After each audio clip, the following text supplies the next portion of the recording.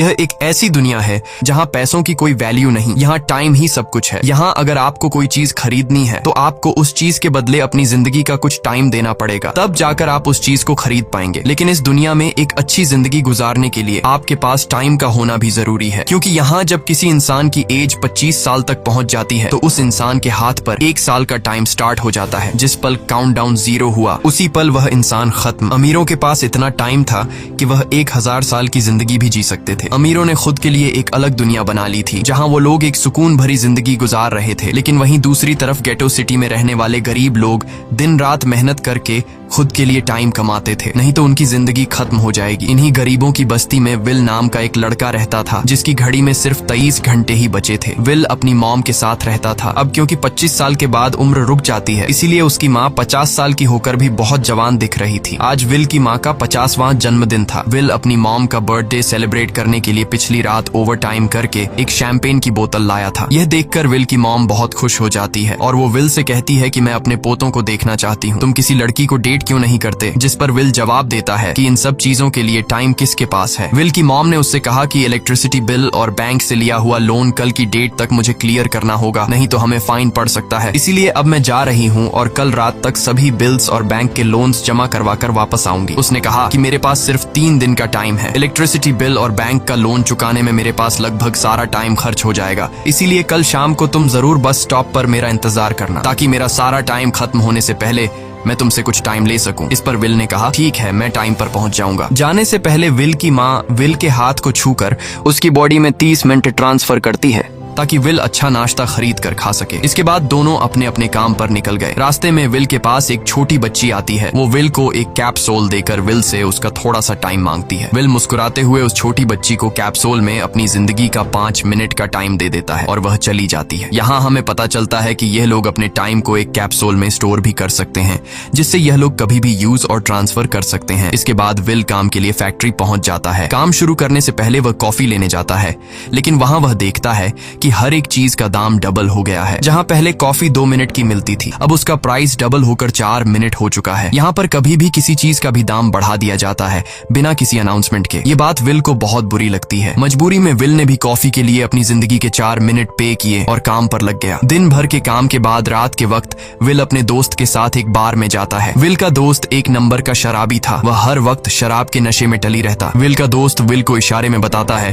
कि वह आदमी सबको फ्री में दारू पिला रहा है और उसके पास बहुत ज्यादा टाइम है। ये सुनकर विल ने जब उस आदमी की तरफ देखा तो उसे चारों तरफ से लड़कियों ने घेरा हुआ था। विल की जब उस आदमी की घड़ी पर नजर गई तो उस आदमी के पास 116 साल का टाइम था। ये देखकर विल समझ जाता है कि यह आदमी ग्रीनिच सिटी से है, क्योंकि गेटो सिटी में लोगों के पास ज्यादा से ज्यादा 2 दिन का टाइम होता है। विल उस आदमी के पास आया और उसे वार्न करने लगा कि यहाँ पर तुम्हें नहीं होना चाहिए था। यहाँ चोरों का खतरा है, ये लोग तुम्हें मारकर तुम्हारा टाइम चुरा लेंगे, इसलिए जल्दी से यहाँ से निकल जाओ। लेकिन वो आदमी विल की बातों को सीरियस नहीं लेता और उसे इग्नोर करके ड्रिंक करने लग जाता है। तभी उस बार में फोर्टिस नाम का एक गैंगस्टर अपने ग्रुप के साथ आया, जिसे देखकर सारे लोग बाहर निकल भागे। दरअसल यह शहर के सबसे बड़े गुंडे हैं जो लोगों से जबरदस्ती टाइम चुराते हैं। विल का दोस्त विल को पकड़कर ले जाने लगा, लेकिन विल ने जाने से इनकार कर दिया और वहाँ एक कोने में छिपकर सब कुछ देखने लगा। फोर्टिस उस अमीर आदमी से उसका सारा टाइम लूटने आया था। फोर्टिस उस अमीर आदमी को चैलेंज करता है कि चलो पंजा लड़ाते हैं और जो हारेगा वह अपना सारा टाइम जीतने वाले को दे देगा। ये टाइम फाइट आर्म रेसलिंग की तरह थी, जिसमें 2 लोगों को एक दूसरे की कलाई पकड़नी होती थी। जिस भी इंसान की कलाई नीचे होती थी उसका टाइम घटने लगता था और वो टाइम उस आदमी के हाथ में ट्रांसफर होने लगता था जिसकी कलाई ऊपर होती थी। इस तरह जीतने वाला इंसान सारा टाइम उस दूसरे आदमी से अपनी बॉडी में स्टोर करके उसे मार देता।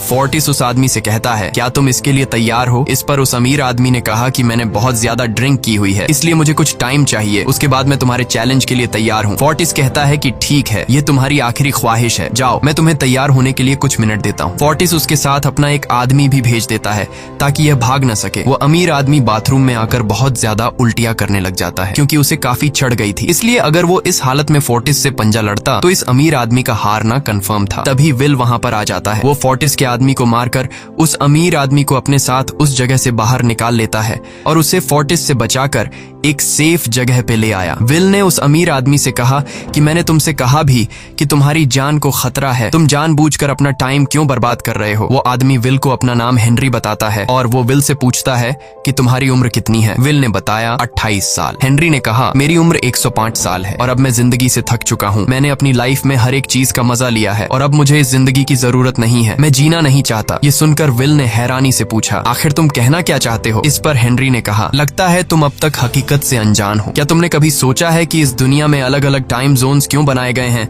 आखिर क्यों तुम्हारे टाइम जोन गेटो में किसी भी वक्त चीजों के दाम और टैक्स बढ़ा दिए जाते हैं? दरअसल महंगाई जानबूझकर बढ़ा दी जाती है ताकि गरीब लोग मरते रहें और उनकी मौत का फायदा ग्रीनविच टाइम जोन के अमीर लोगों को होता रहे। असल में ये सारा सिस्टम उन्हीं का बनाया हुआ है। जरा सोचो, वहाँ ग्रीनविच टाइम जोन में लोगों के पास जीने के लिए हजारों साल हैं, लेकिन यहाँ गेटो में तुम लोग हर रोज जीने के लिए मेहनत मजदूरी करते हो। ऐसा इसलिए है क्योंकि उन्होंने तुम्हें यह करने के लिए मजबूर किया है। वो लोग तुम लोगों को ज्यादा टाइम देना ही नहीं चाहते ताकि तुम लोग मजबूरी में उनके लिए काम करते रहो। वो लोग महंगाई बढ़ाकर तुम्हें ज्यादा से ज्यादा टाइम खर्च करने पर मजबूर करते हैं ताकि तुम्हारे टाइम से वो हमेशा की जिंदगी जी सकें। उन्होंने अपनी जिंदगी का हर एक दिन गरीबों की मौत से इकट्ठा किया है और मैं ऐसी जिंदगी बिल्कुल भी नहीं जीना चाहता जो किसी गरीब मजबूर इंसान की मौत से मिली हो। ये सब सुनकर विल समझ गया कि हेनरी बहुत ही नेक दिल इंसान है। हेनरी ने विल से आगे पूछा अगर तुम्हारे पास मेरे जितना टाइम होता तो तुम क्या करते? विल ने मुस्कुराकर कहा कि सबसे पहले मैं बार बार टाइम को देखना छोड़ देता, क्योंकि उस वक्त भी विल के पास सिर्फ 18 घंटे होते हैं। वो सोने से पहले, सोने के बाद, खाना खाते टाइम हर वक्त अपनी घड़ी देखता रहता है, क्योंकि मुझे डर लगता है कि कहीं मेरा टाइम खत्म न हो जाए और मैं मर न जाऊं। विल कहता है कि मेरी मॉम घर संभालने के लिए बहुत ज्यादा मेहनत करती है। अगर मेरे पास तुम्हारी तरह इतना ज्यादा टाइम होता तो मैं अपनी मॉम के लिए ग्रीनविच सिटी में एक अच्छा घर खरीदता और हम दोनों वहाँ पर खुशी से जिंदगी गुजारते। इसके बाद विल ने हेनरी से कहा आज रात हमें यहीं रुकना होगा, सुबह तक खतरा टल जाएगा, तब तुम वापस अपने घर लौट जाना। इसके बाद ये दोनों सो जाते हैं। सुबह उठकर हेनरी देखता है कि विल अभी भी सो रहा है। वो विल के पास आता है और उसके पास जितना भी टाइम होता है वो सारा का सारा विल को ट्रांसफर कर देता है और अपने पास कुछ ही मिनट बचाकर एक ब्रिज के ऊपर जाकर बैठ जाता है। विल जब नींद से जागा तो उसने देखा कि हेनरी वहां से जा चुका है।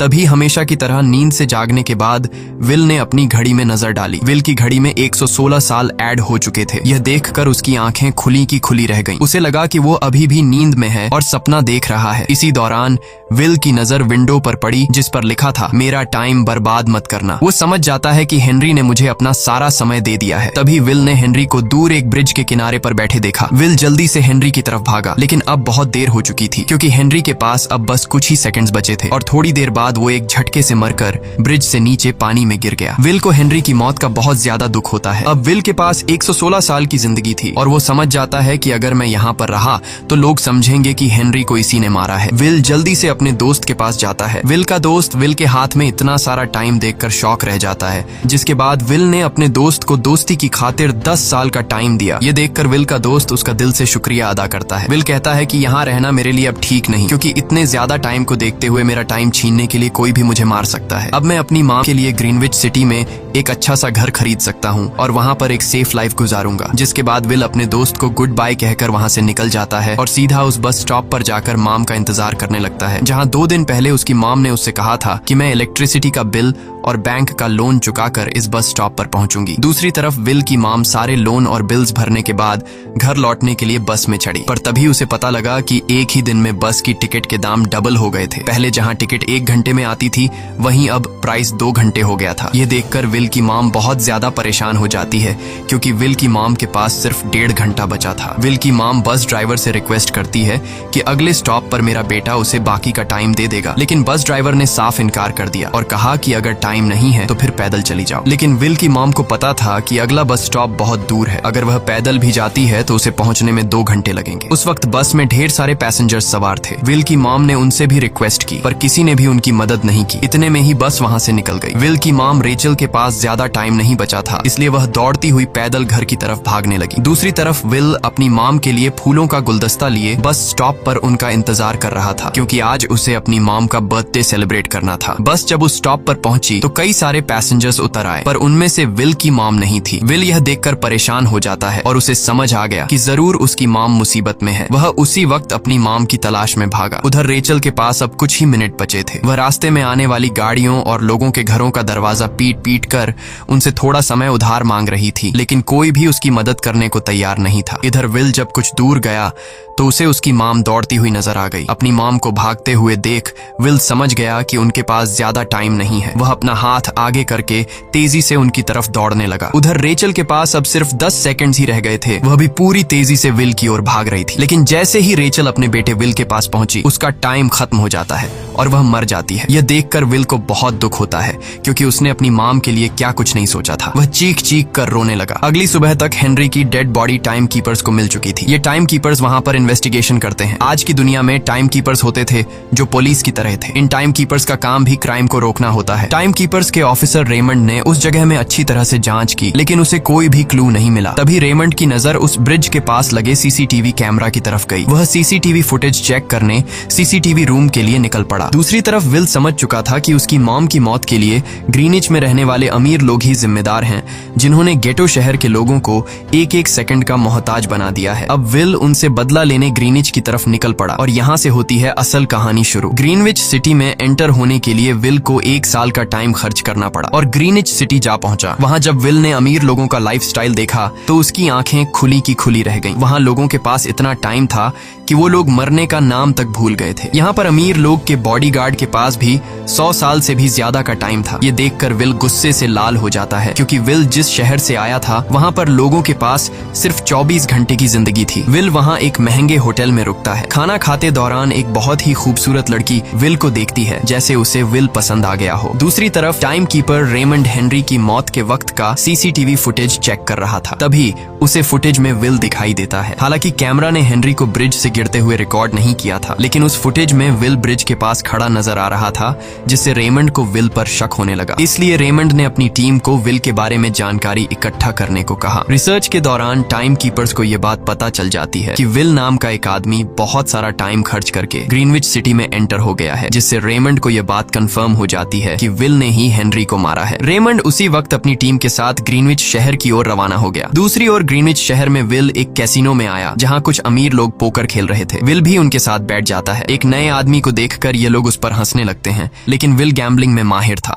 आज उसके लिए अमीरों से पैसे निकालने का सबसे अच्छा मौका था। विल ने फिलिप नाम के एक रईस आदमी के साथ पोकर की बाजी खेली। फिलिप यहाँ का सबसे रईस इंसान है। उसके पास खुद का एक टाइम बैंक है जो लोगों को लोन पर टाइम देता है। फिलिप के साथ उसकी डॉटर भी बैठी होती है। यह वही लड़की है जो कुछ देर पहले विल को गौर से देख रही थी। गेम जब शुरू हो जाती है तब विल अपनी लाइफ का सारा टाइम दांव पर लगा देता है और अपनी माइंड के बदौलत वो फिलिप से 1100 साल जीत जाता है। यह देखकर फिलिप की बेटी सिल्विया विल से काफी ज्यादा इम्प्रेस हो जाती है। उसने विल को कल रात अपने घर पार्टी पर इनवाइट किया। फिर अगली शाम विल एक नई नवेली कार खरीदकर फिलिप की पार्टी में जा पहुंचा। वहीं पार्टी के दौरान विल और सिल्विया डांस करने लगते हैं और सिल्विया मन ही मन विल को दिल दे बैठी। वो अपनी दिल की बात विल से करने ही वाली थी कि तभी टाइम कीपर रेमंड अपनी टीम के साथ वहां पहुंचता है और विल को पकड़ लेते हैं। विल को खूनी समझकर सिल्विया भी उससे नाराज हो गई। रेमंड ने सबसे पहले विल का सारा टाइम उससे छीनकर सिर्फ 2 घंटे दिए। उसके बाद वो विल को हेनरी के खून के इल्जाम में गिरफ्तार करने लगा। रेमंड विल से पूछता है कि तुमने हेनरी को क्यों मारा। विल उसे कहता है कि मैंने उसे मारा नहीं था, बल्कि वो खुद जीना नहीं चाहता था, इसलिए उसने मुझे 116 साल दी और बाद में उसने खुद की जान ली। लेकिन रेमंड विल की बात पर यकीन नहीं करता। विल समझ जाता है कि रेमंड मुझे हेनरी के झूठे केस में फंसाकर उम्र भर कैद के लिए मुझे जेल में डाल देगा। इसलिए वह मौका देखते ही रेमंड के आदमियों को मारकर खुद को आजाद कर लेता है और उनकी बंदूक लेकर सिल्विया को बंदी बना लिया। सिल्विया को ढाल बनाकर विल उसे साथ लेकर भाग निकला और रेमंड और उसके आदमियों को चकमा देता हुआ वापस गेटो शहर आ पहुंचा। इस दौरान विल के पास टाइम काफी कम बचा था। उसने सिल्विया से कुछ टाइम उधार मांगा, लेकिन सिल्विया ने उसे 1 सेकंड भी देने से इनकार कर दिया, क्योंकि वह भी उसे हेनरी का खूनी समझ रही थी। इसलिए वो और तेजी से गेटो शहर की तरफ कार दौड़ाता है ताकि वहां पहुंचकर किसी से टाइम उधार ले सके। जल्दबाजी में उसका ध्यान आगे सड़क पर बिछी कंटीली तारों पर नहीं पड़ता, जिससे टकराते ही विल की कार ब्रिज से नीचे गिर जाती है। इस एक्सीडेंट में विल और सिल्विया बेहोश हो गए। असल में रास्ते में वह कांटे फोर्टिस और उसकी गैंग ने बिछाए थे। फोर्टिस ने देखा कि सिल्विया के पास 10 साल का टाइम टाइम था। वो सिल्विया का सारा टाइम चुरा कर वहाँ से निकल जाते हैं। इतने में ही विल और सिल्विया को होश आया। सिल्विया ने जब अपने हाथ की तरफ देखा तो वो परेशान हुई, क्योंकि उसके पास सिर्फ 30 मिनट ही बचे थे और विल के पास भी कुछ मिनट ही बचे थे। पर फिर भी उसने सिल्विया को अपने कुछ मिनट दिए, जिससे इन दोनों का टाइम बराबर हो गया। इसके बाद विल सिल्विया को लेकर जल्दी से अपने दोस्त के घर जाता है,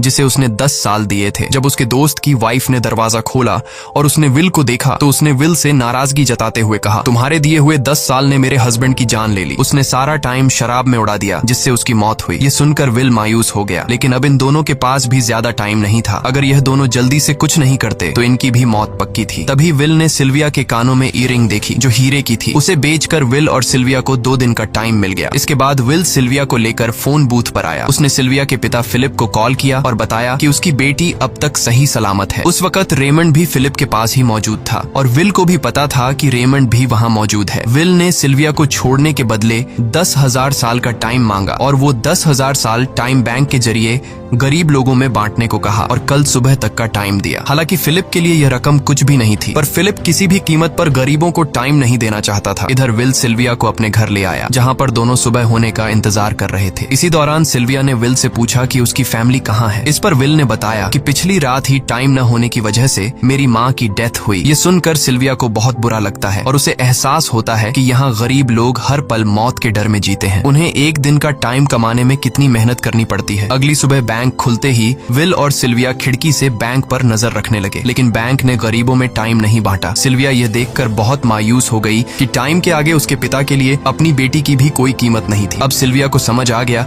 कि उसके पिता सिर्फ बिजनेसमैन नहीं है, बल्कि वो इस सिस्टम के हेड हैं। वो गरीब लोगों की मौत से अपनी जिंदगी के साल जमा करते हैं। सिल्विया को यूं मायूस देखकर विल ने उसे वापस घर भेजने का फैसला किया। वो उसे फोन बूथ पे ले आया और अपने पिता को कॉल करके अपने लिए मदद बुलाने को कहा। इस दौरान विल सिल्विया को वेपन भी दे देता है ताकि वो खुद की हिफाजत कर सके। इधर सिल्विया फोन पर अपने पिता से बात कर रही थी कि तभी टाइम कीपर रेमंड चुपके से वहां आ पहुंचा और विल पर गन तान दी। रेमंड विल पर गोली चलाने ही वाला था कि तभी सिल्विया ने रेमंड को देख लिया और घबराहट में रेमंड पर गोली चला दी। ये देख विल घबरा कर रेमंड के पास आया। हालांकि वो गोली रेमंड के हाथ को छू कर निकल गई थी। रेमंड के हाथ से बहुत खून निकल रहा था। विल ने रेमंड की घड़ी देखी। रेमंड के पास सिर्फ 2 घंटे बचे थे। दरअसल टाइम कीपर्स को भी सैलरी के तौर पर हर रोज 1 दिन का ही टाइम मिलता था। विल समझ गया कि जब तक रेमंड के पास उसके टीम वाले पहुंचेंगे तब तक रेमंड का ज्यादा खून बहने की वजह से उसकी मौत हो गई होगी। इसलिए विल रेमंड को 2 घंटे का टाइम देते हुए रेमंड की कार को लेकर वहां से निकल गया। रेमंड को गोली मारकर अब सिल्विया भी क्राइम लिस्ट में आ चुकी थी। हालांकि विल ने सिल्विया से कहा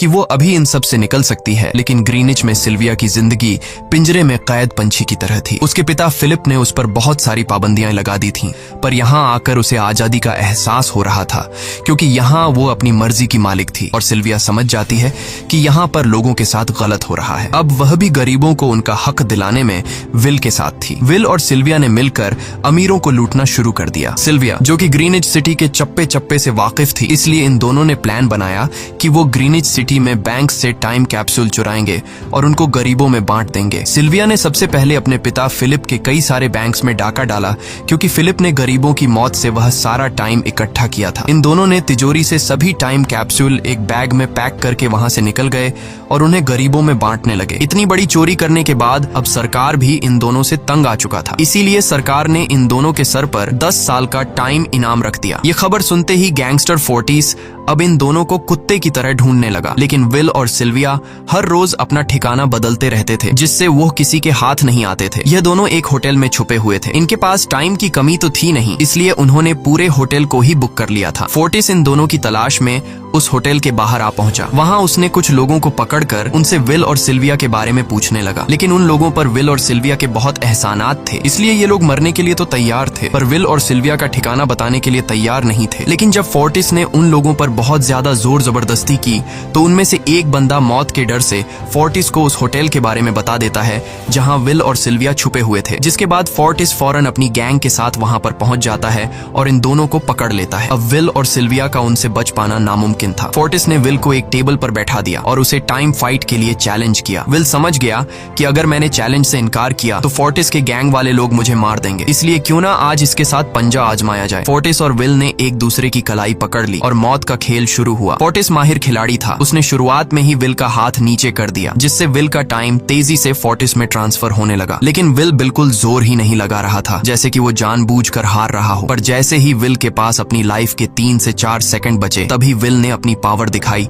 और एक झटके से फोर्टिस का हाथ नीचे कर दिया। फोर्टिस की आंखें खुली की खुली रह गईं। वो पूरा जोर लगाकर अपना हाथ ऊपर करने की कोशिश कर रहा था, लेकिन विल की ताकत के आगे वो ढीला पड़ चुका था। ये देख फोर्टिस के आदमियों का ध्यान फोर्टिस की घड़ी पर अटक गया। अब उनका बॉस मरने वाला था। इतने में ही मौका पाकर विल ने अपने जूते से गन निकाली और पलक झपकते ही फोर्टिस के सारे आदमियों को शूट कर दिया, क्योंकि अगर वो ऐसा नहीं करता तो वो लोग उसे मार देते। इसी के साथ फोर्टिस का टाइम 0 हो गया और वह भी मारा गया। विल और सिल्विया जल्दी से वहां से भाग निकले। इसी दौरान उन्होंने देखा कि अमीरों ने सारा खेल पलट दिया था। विल और सिल्विया ने गरीबों में जितना भी टाइम बांटा था उसकी वैल्यू अब कुछ भी नहीं रही थी, क्योंकि अमीरों ने महंगाई के दर को कई गुना बढ़ा दिया था। यह देख विल हारा हुआ महसूस करने लगा और उसे लगा कि मैं कभी भी इन गरीबों को उनका हक नहीं दिला सकूंगा। उसने सिल्विया से कहा कि अब सब खत्म हो चुका है, अगर वो लोगों में 1000 साल भी बांट दें तो अमीर लोग महंगाई को और ज्यादा बढ़ा देंगे, जिससे लोगों की हालत कभी नहीं सुधर पाएगी। सिल्विया ने कहा कि कोई तो रास्ता होगा। इस पर विल ने कहा कि हमें लाखों साल चुराकर इन लोगों को देने होंगे, तब जाकर हम लोग महंगाई को कंट्रोल कर सकते हैं। हालांकि यह इतना आसान नहीं था, पर सिल्विया ने इसके लिए एक प्लान सोच रखा था। अगली ही सुबह जब फिलिप अपने बॉडीगार्ड्स के साथ ऑफिस पहुंचा, तभी सिल्विया वहां आई और उसने अपने पिता से कहा कि वो सरेंडर करना चाहती है। तब सारे गार्ड्स ने सिल्विया पर गन तान दी, लेकिन तभी वहां पीछे से गार्ड के बेस में छिपा विल वहां आ पहुंचा। उसने फिलिप के सर पर गन रखी और उसके जरिए लॉकर का दरवाजा खुलवाया। विल और सिल्विया ने फिलिप के लॉकर से एक टाइम कैप्सूल चुरा लिया, जिसमें 10 लाख साल का टाइम मौजूद था। इस टाइम कैप्सूल का एक एक साल गरीबों की ही मौत से आया था। विल और सिल्विया वह टाइम कैप्सूल लेकर भाग जाते हैं। इधर रेमंड को जब यह बात पता चली तो वह फौरन विल और सिल्विया के पीछे लग गया। जब रेमंड ने अपने हाथ पर घड़ी को देखा तो उसके पास 1 घंटे से भी कम टाइम बचा हुआ था। वह हेडक्वार्टर कॉल करके कहता है कि मुझे मेरी सैलरी कैप्सूल में भेज दो, मेरे पास टाइम कम है। लेकिन इससे पहले कि वह अपनी बॉडी में कैप्सूल से टाइम ट्रांसफर कर पाता, उसे विल की कार दिख जाती है और वह कैप्सूल से अपनी बॉडी में बिना टाइम ट्रांसफर किए उनके पीछे लग जाता है, क्योंकि अगर वो 10 लाख साल गरीबों को मिल जाते तो गेटो टाइम जोन का हर एक इंसान अमर हो जाता और अमीरों का बनाया पूरा सिस्टम तहस नहस हो जाता। रेमंड ने विल और सिल्विया को पकड़ने के लिए अपनी पूरी जी जान लगा दी, लेकिन वो उन्हें रोक नहीं पाया। विल और सिल्विया रेमंड को चकमा देकर गेटो शहर आ गए और वह टाइम कैप्सूल एक बच्ची के हाथों में सौंप दिया। उन्हें पता था कि रेमंड सीधा हमारे पीछे गीटो शहर पहुंचेगा, इसलिए उन्होंने इस जगह को छोड़कर एक सुनसान जगह पर चले गए। उधर उन्होंने गीटो शहर के लोगों में लाखों साल बांटकर उन्हें अमर कर दिया था, लेकिन खुद इन दोनों के पास बहुत ही कम टाइम बच जाता है। बदकिस्मती से उसी पल रेमंड ने उन्हें पकड़ लिया। रेमंड ने विल को धमकी देते हुए कहा, अगर तुम्हें अपनी जान प्यारी है तो चुराया हुआ सारा टाइम वापस कर दो। तब विल ने उसे अपनी घड़ी का समय दिखाया। विल और सिल्विया के पास कुछ ही मिनट बचे थे। विल ने रेमंड से कहा, कहीं तुम भूल तो नहीं गए? याद है जब तुम मरने वाले थे तो मैंने तुम्हें कुछ टाइम उधार दिया था, टाइम तो तुम्हें मुझे वापस करना चाहिए। यह सुनकर रेमंड को याद आया कि विल और सिल्विया को पकड़ने की जल्दी में उसने अपने टाइम पर ध्यान ही नहीं दिया। जब उसने अपनी घड़ी पर नजर डाली तो उसके पास सिर्फ 5 सेकंड ही बचे थे, जो देखते ही देखते 0 हो गए और रेमंड मारा गया। विल और सिल्विया रेमंड से तो बच गए थे, पर इन दोनों के पास भी अब सिर्फ एक मिनट ही बचा था। ऊपर से उस सुनसान इलाके में उनकी मदद करने वाला भी अब कोई नहीं था। उन्हें अपनी मौत साफ नजर आ रही थी। इन दोनों ने मायूस होकर एक दूसरे को गले लगाया और तभी विल को रेमंड की कार नजर आई। विल फौरन कार की तरफ भागा